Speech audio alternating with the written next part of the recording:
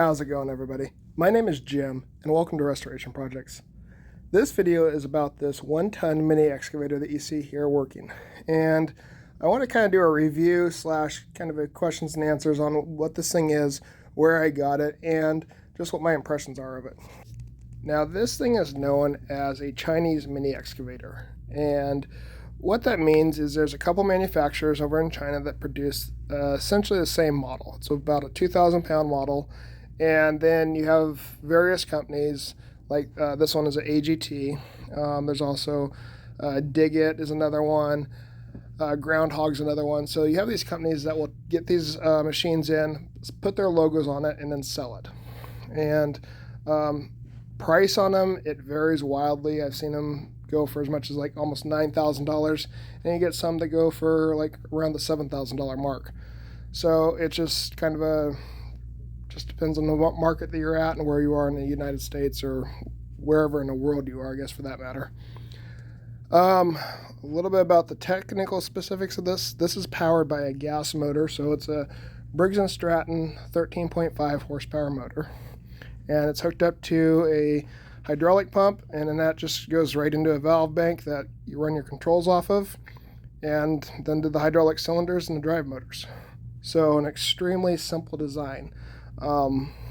There's not a whole lot to go wrong on here, and if you're somewhat mechanically inclined, this is a really good machine for the price, because most of the issues that people have with it are like loose nuts and bolts.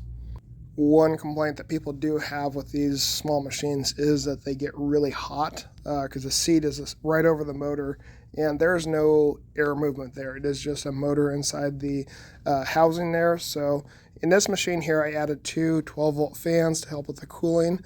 And I also, this video right here that you see, you notice the back cover is missing.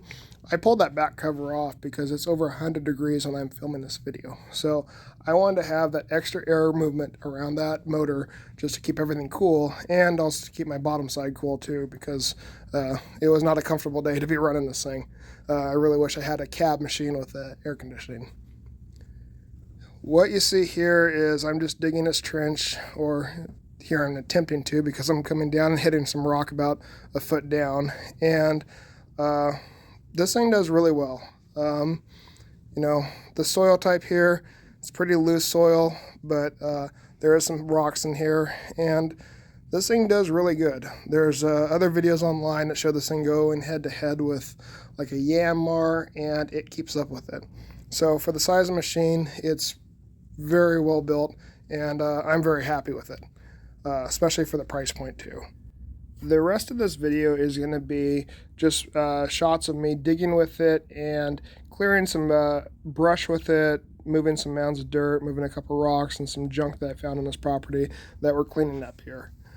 And this is a good little machine for, if you have a couple acres that you need to clean up and work on, or if you need to do trenching, like say you do a lot of irrigation lines.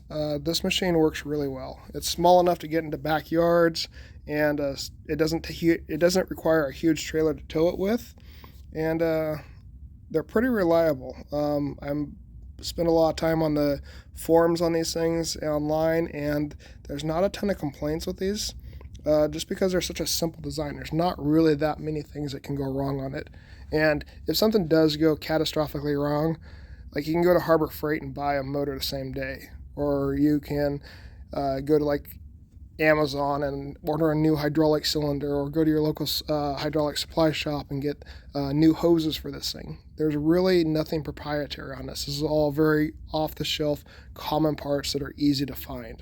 So as far as maintenance and just longevity, I have no reason to think you can't get several thousand hours out of this machine. Just follow the manufacturer's recommendation for maintenance and oil changes, and you should be fine. As far as accessories for these things, you can get a variance of bucket sizes. You can get tilting buckets. You can get clamps. There's a post hole auger. There's a hydraulic thumb. The one I have on it right there, you see that's a pinnable thumb, and it works okay, but having a hydraulic thumb, it's just a nice luxury, I'd say. But anything that's hydraulically driven, it doesn't take a ton of flow or a ton of volume. you can make a mount for it and mount it to this thing and plug it in.